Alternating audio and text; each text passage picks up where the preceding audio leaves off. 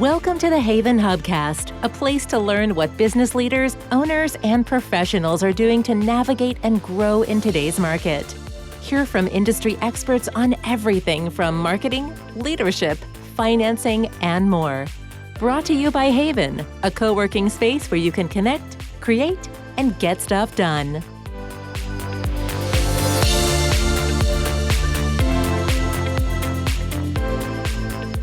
Hello and welcome to another episode of the Haven Hubcast. I'm your host, Nancy Sheed, and today I'm here with Shirley Xu-Weldon. Welcome, Shirley. How are you? Hi, Nancy. I'm doing great. How are you? Thanks for having me.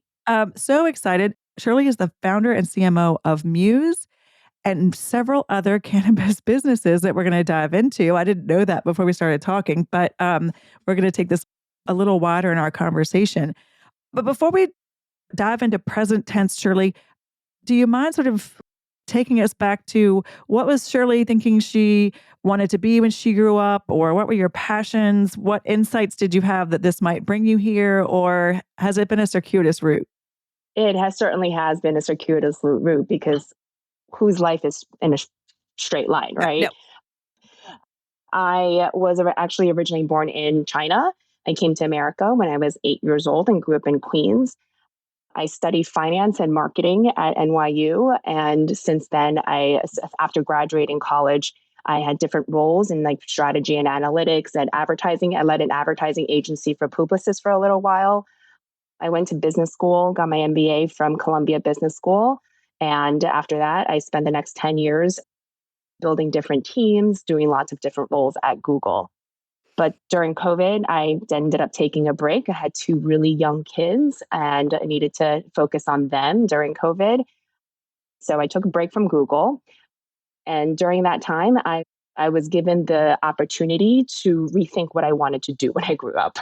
Someone said to me that for your next endeavor, I knew I didn't want to go back to the corporate life anymore, but to find something that gives you passion and that you find purpose in.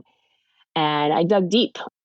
For me, I have been a 20-year daily consumer of cannabis. I've turned to cannabis instead of pharmaceutical drugs in different cases and different points of my life. It's helped me with life's ups and downs, highs and lows, all of that. And I'm personally just actually very allergic to alcohol. So that's something that I've used it as an alcohol replacement for pretty much my entire life. And during that time, the tri-state area was legalizing cannabis in New York, New Jersey, and Connecticut. So I decided what I wanted to do was make the thing that I leaned on for a very part of my adult life to be approachable and accessible to all. It's been stigmatized, it's been villainized in many different ways. And so I personally, even though I've smoked almost every day, have never walked into a shop to buy cannabis because it's always been so creepy and shady to me, right? Or have a drug dealer come to my house. I've never done any of those things. And I felt like I really wanted to provide a space and a culture such that people like myself, who most people look at and say, you don't look like a pothead, right? You're a mom of two. You're a successful businesswoman. You worked at Google for a decade. You're not a pothead. But for someone like myself to walk into a space or a brand and say, I can identify with that, right? It's not necessarily hippie. It's not Rastafarian. It's not all of the things that you the images that I think that we come up with and see in our heads as it describes somebody who consumes cannabis. Right. And so my first endeavor was actually getting a license and open the 26th store in the New York State and the first in Westchester in downtown White Plains. It's a lot of success. And when I first saw that, we were ordering beverages and beverages were just flying out the door at the caseload at a time. Wow. And when I saw it and I was like, wait a minute, like talk about approachable and accessible in a can, right? It's not a stigma of smelling weed smoke anywhere or vaping where it just ultimately damage your lungs. But this is something that I can drink at a social gathering. Right. This is something that I can hold out in my hand and be proud to hold it. But what I saw in the market too was that it was very sugary. There's a lot of things that those drinks I wouldn't necessarily put in my body because it's super high in sugar or has chemicals or has lots of artificial sweeteners, et cetera, et cetera. And I very much abide by the clean living, clean eating mantras. And I'm very, very careful in terms of what I want to put in my body. And so I said, I wanted to create a beverage that somebody can be very proud to hold at any social gathering and not have that stigma. But it's also formulated with things that I'm willing and can be proud to put into my body with ingredients that you can pronounce, for example. Right. Not loads of sugar. Okay. So much to unpack there. So much. I want to keep asking questions going forward. Please. But can I go backwards just a little bit? So one, having grown up in China, moving at 8, you obviously had memories of life before coming to New York, right? Like, was that, or no, it's kind of like, no, I hit the ground running. I was a New York City girl from age 8. I certainly have memories. I just took my 2 very young daughters back to Shanghai with me just to see where I grew up. I grew up in a very, very, very humble tenement home. My kids like to think that my entire apartment was the size of my bathroom. That's like 400 square feet. What a wonderful trip, though. Yeah, Holy it moly. was really great to see sort of like, where mom came from. But I think growing up in China and moving here as an immigrant, it really gave me a lot of ambition and drive to want to make it here and because it's the American dream. If you can make it here, you can make it anywhere, right? So the saying goes in New York. And so that really, I think my upbringing there really drove my ambition to do something and make something of myself here in America.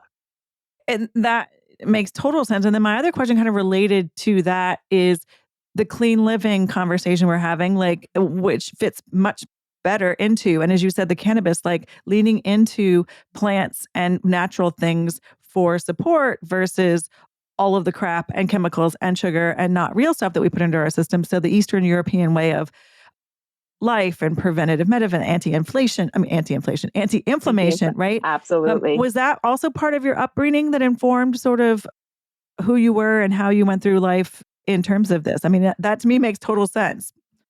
Yeah. I mean, growing up, you didn't have like all the preservatives, right? Like Doritos was like, that's just none of that existed when you live in a place where everything comes from farm to table, literally, right? Because there was no other way to go about it. And so processed foods just didn't exist. And I spent a lot of time in Europe during my college years as well and after. And I just saw just even from a regulatory perspective of what you're able to put in certain foods in other countries and what we're able to put in certain foods in America. So it was really enlightening for me to see. I took a class in the Institute for Integrated Nutrition during COVID as well, because I had now really young kids that I want to make sure that they get the right start as an early childhood to put the right and learn the right habits, because we don't really teach nutrition in school. We don't really teach those types of things that I think are really, really important.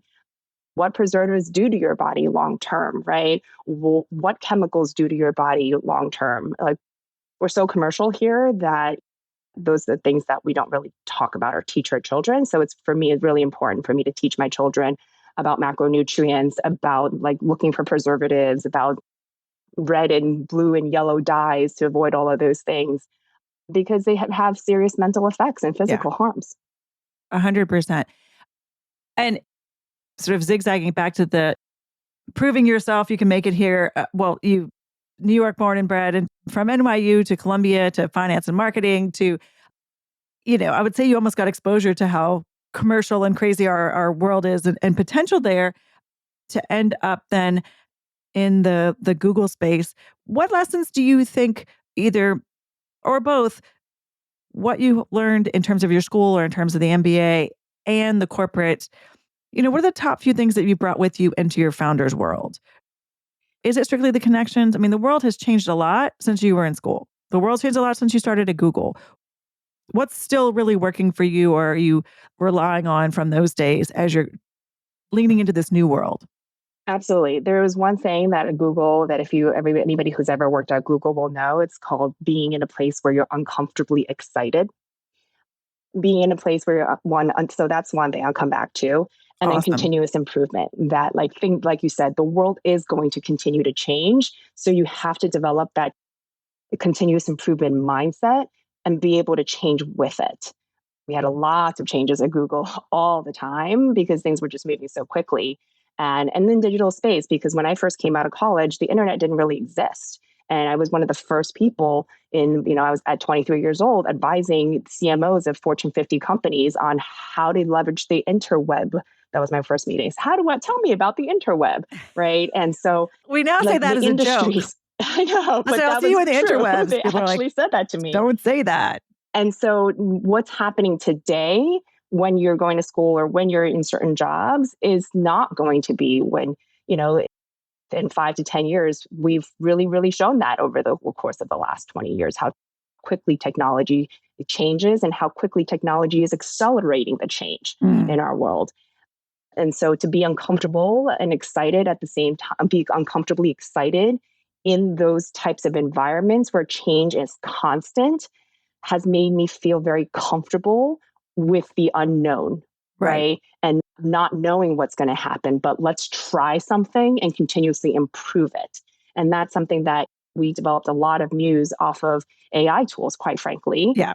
Of saying, I have a vision of what I want this to look like. Now spit out a couple of versions of me and let's continuously improve on that. So not to have a super strong ego and say, this is what I want it to be, but change with the times, change with feedback from your customers, change as new tools get to change your processes as new tools are developing.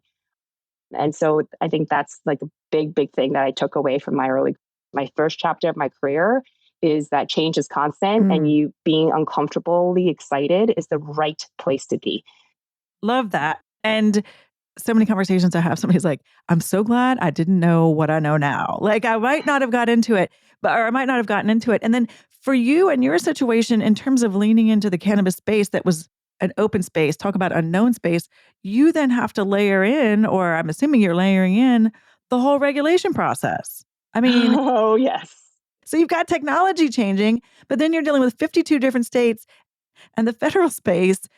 I mean, how does one keep up with that as well as, to your point, like the products and where you go and what is it a matter of like hedging your bets? Like, okay, well, we're going to lean into this and the hope this law doesn't change, but here's our backup. Or is that kind of how you start in the dispensary and then you say, okay, here are opportunities? What is that? If you don't like me asking for your secret sauce, how does that look from your curious perspective or figuring out where the right growth is? Yeah. If there's one industry that the rules are constantly changing, you're sitting at the edge of your seat to see if someone in a state is going to legalize something or if the federal level is going to reschedule anything. Cannabis is it. And so one of the things that I think we have hedged our bets on is in our retail store. So cannabis is the overarching sort of umbrella, right? Yeah, exactly. Wait, let's go back. Here's our cannabis primer 101 for those of you like me who are using the wrong terms. No, all good. Nothing's wrong here. We're all learning together. So cannabis is sort of the overarching term. And cannabis is somewhat broken up into two different legal lanes. One is hemp. Hemp is defined as a plant by dry weight that has under 0.3% THC. Okay. And that is federally legal. Marijuana is defined as a plant that has over 0.3% THC by dry weight, and that is federally not legal. It's a Schedule 1 drug currently. We're hoping that it gets rescheduled, but anyway, currently it's a Schedule 1 drug. However, there's been so many studies that have shown conclusively that cannabis has indeed medical benefits. And based upon that type of research and studies, states have taken it upon themselves to create medical cannabis programs that have now eventually led to recreational cannabis programs. And so marijuana is regulated at the state level. So interstate commerce for marijuana is not legal. Hemp, on the other hand, because it is federally legal, it is something that is available in 50 states. However, certain states still regulate how many milligrams can be in something or another, right? So it's kind of like you come from the top, it is legal, but then states regulate it. But you come from the bottom, states and marijuana in certain states are legal, and it's still also very regulated. I'm literally trying to draw like the infogram over here. I'm sure you've got one. I was like, okay, well, then it's starting to zag over here. The regulatory framework keeps cannabis lawyers very well paid and highly That employed. is crazy. So, in teasing that out, New York, there's opportunity there. You open the dispensary. And again, I'm going to kind of go into tactics as well as strategy. But to your point, you were referred earlier of creating a space where it didn't feel like the shady place down the store with the flashing lights and the like now open pot sign. How did you do it differently? Or how did you know what that vision was going to be? I wanted to create Leafology as a place where it is welcoming for everyone. So everyone from like the super heavy stoners, right? So which we have giant posters of the Grateful Dead and different Easter eggs throughout our Right. store to find little coins of like some of the more iconic people, right? Right. That have been there in this space for a very long time. And then I also created a giant mural in my store of Marilyn Monroe looking beautiful and sexy and holding a joint, right? Because I wanted people, especially women, to Mm, feel comfortable to talk to somebody about the things that they're experiencing, whether that's like sleep deprivation, menopause, migraines, right? To have women also feel comfortable coming into a space where they can ask very personal questions.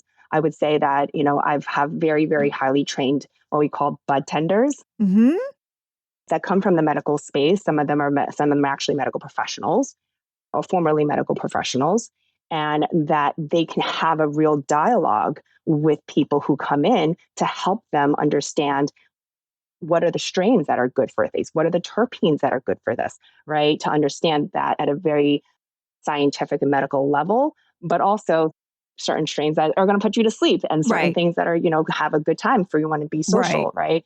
And so we sort of, our team and our vibes really span the gamut of gender, age, but also the use case of cannabis. Okay. This is really getting in the weeds. No pun intended. Please. But did you have to start out as a bud tender? Like, I have a sister who's a bookstore owner. When she launched, she was in the shop 24/7. And that's not an exaggeration because Nope. you're just getting launched. You need to see what's working, what's not working. It's not just micromanaging, you are managing. I was So managing inventory, yeah, I was managing procurement, I was on the floor talking to customers. I was, everything from being the janitor that wiped up, exactly. people's like boot stains as they came in, to directing where the marketing and where the future of Leafology is going to go. Absolutely, I was there from open to close for the first 6 months, every single day, greeting customers, and on my off time in the back, updating our Instagram, Yeah, dealing with local officials and the White Plains mayor and the right. bid, and dealing with a lot of the community aspect as well to make sure that they felt very comfortable and welcoming to us. And they have been amazing. Wow. So congratulations. So at some point you're kind of like, okay, I've got the team in. I mean, we're going to fast forward through all the bumps, but Yeah. you get the team in place. And as you said, you see the opportunity for Muse and for the drinks, but that's like going in a deep dive just into one product. Now you're in CPG. What's that experience been like? And you're now in a new state, right? Yeah. So when I saw beverages come through our doors, because I was very, very close in the inventory, what we were ordering and what was moving out the door, we saw cases of beverage just fly out the door. And when I saw that, I was like, wow, talk about my mission and passion about making cannabis approachable and accessible. Mm, Is what if I created my own brand of drinks, right? That's formulated with the things that I'm willing to put in my body, that's not high in sugar, that is low calorie, that actually gives me something that has great benefits too. We end up also putting vitamins in our drinks as well, because who's going to complain about some having exactly. extra vitamin C, Exactly. right? And so building a CPG brand is very, very different than I building know. a retail in a local retail. It's because a CPG brand can be national, right? Yeah. Yeah. It's not based upon your local traffic or your local footprint, but it's something that can be national. And we really thought very hard about how we wanted to distribute our product. We thought that it's not something that I do not believe that these THC beverages are only meant to be within dispensaries. It's meant to be wherever anyone can buy beer or alcohol or wine. Because to me, I used it as immediately as an alcohol replacement. Like I said, I'm allergic to alcohol myself. Right. And so when I started drinking these, I was like, wow, I can drink these anywhere without the smoke, without hurting my lungs with the vape or anything like that. And so I really strongly believe that Muze and THC beverages should be sold where beer is sold. And so instead of going directly to dispensaries, we went to the largest beer distributors in the country, quite frankly. And there's a whole nother regulated industry. Completely. So we actually, when we were about to launch, as we were thinking about doing this, hemp beverages were not yet legal in Connecticut. And so my team and I, we actually worked very closely with the lawmakers in the Capitol to create a framework. And because I really do believe that this needs to be licensed. You can't just have anybody putting anything into a drink, right? Right. I'm a big believer, I'm a mom myself, that this has to be regulated for people who are 21 plus, can't just be necessarily anywhere. So I really do believe that there needed to be a regulatory framework to make this safe. Because if things aren't safe, that just crashes the entire category in and of itself, right? Without, it doesn't give the category credibility. So we lobbied in Connecticut to have the legislators actually in the Department of Consumer Protection to create an infused beverage license to be able to create hemp-derived beverages. And we used hemp, like I said before, because it's federally legal. Right. It can be sold where beer is sold in Connecticut. Nice. And so it is sold in, we were very lucky. We worked with some very big distributors in the Northeast, saw the potential in us and our team. And we're distributed alongside the Budweisers and the Miller Coors of the world. Those are the distributors who also distribute Budweiser or Miller Coors have also taken us on as a product. So as a CPG, everything is about distribution. Distribution is like, you can have the greatest website or the greatest brand in the world, but if you're not on a shelf where the consumer is, you're never going to gain traction, right? And so distribution as a CPG product was number one. And so we went with some of the largest distributors, and we're now in Connecticut, New Jersey. We're about to launch in New York, Rhode Island, and Virginia as well. So we wanted to keep it also dense and not spread ourselves all over the country so that we have some sort of form of density, and that really works really well for your marketing efforts. So there's a lot of word of mouth, and there's a lot of density in this area because we do have a lot of salespeople and brand ambassadors out there promoting our beverage brand. Okay. And then you're creating a whole new product. Like, talk about shelf space. Is that up to the beer distributors to go say where it goes? Is that up to you to say where it goes? Like, it's up to the store. It is. It's up to the store, and it's up to, quite frankly, I'll go back to this again, regulation of where it goes. Because in some states, you can sell beer in grocery stores. In Connecticut, you can't do that, right? Some places we're in Costco, and then other places we're only in liquor stores. Well, like Trader Joe's has like not up here, but in Kentucky, it's like you have to go to the side store to get their alcohol, but it's not in the same place. Yep. In New Jersey, it is, right? We're right in the aisles of Stu Leonard's in New Jersey. And so it depends on the state again, because it's regulated under the state liquor authorities. My head hurts. Predominantly. Literally, like my brain's processing for you. So I feel like we need to have a second conversation, because I think when we talk again at some point, the rules are going to have changed. You're going to have more news on where you are and what's doing. But for a sneak preview, we're going to watch the space for Muze. What else can we be on the lookout for in terms of what Shirley's up to? Yeah. Right now, it's primarily Muze. I think we have a lot of opportunity for growth there. We're coming up with different lines within Muze. For example, we're just about to launch a non-THC, a non-medicated line under the same brand, Muze, that contains lion's mane and green tea extract and vitamin B and D and all the minerals that women need. So that's something that we're launching into the non-alcoholic category. Nice. That can be sold in many more stores than just where beer can be sold. So we're really expanding the Muze line for it to be truly a functional beverage and not just a THC beverage. Very exciting. And then a last nod, I always like to give a nod to, like I said, I think I learned of you from your Haven space in Greenwich. How has your co-working space or networks like Haven helped you in this launch and in your sort of launch growth and like moving into completely new businesses? Yeah, well, help me meet you, Nancy. Good answer. Good answer. Yes. It's really Haven's really because our teams are so lean, right? And we use a lot of technology to drive a lot of our business. Our teams are all remote, and because we're in different states, we're all remote. And so for me is we don't actually, other than our manufacturing warehouse which is at Thomas Hooker Brewery up in Bloomfield, Connecticut, I don't have an office, and I don't regularly see people. And I mentioned I also work with my husband too. So we both work from home on multiple businesses. And sometimes I went to Haven because I was like, I need a separation of space and to be just mentally for me to really focus and be as productive as I possibly can.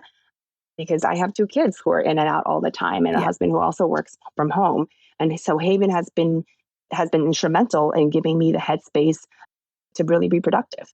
I love it. Shirley, thank you so much for your time. Thank you for being so patient with those of us that are still muddling through and understanding this space that you're making waves in. If people want to get in touch with you, what's the best way to find you or Muze or learn more?